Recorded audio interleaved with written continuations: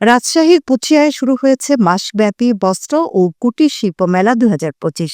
বুধবার বিকেলে উপজেলার বানেশ্বর কলেজ মাঠে প্রধান অতিথি হিসেবে উপস্থিত থেকে বেলুন ও ফেস্টুন উড়িয়ে মেলার উদ্বোধন করেন পুঠিয়া উপজেলা নির্বাহী কর্মকর্তা AKM নূর হোসেন নির্ঝর।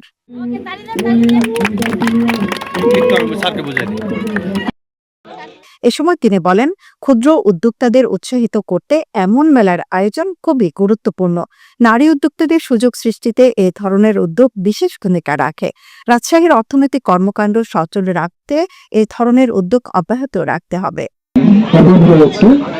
এর মধ্যে পারিবারিক প্রতিবন্ধকতা আমাদের নারীরা ফেস করে, কিন্তু কর্মসংস্থানের ব্যবস্থা করতে পারছি।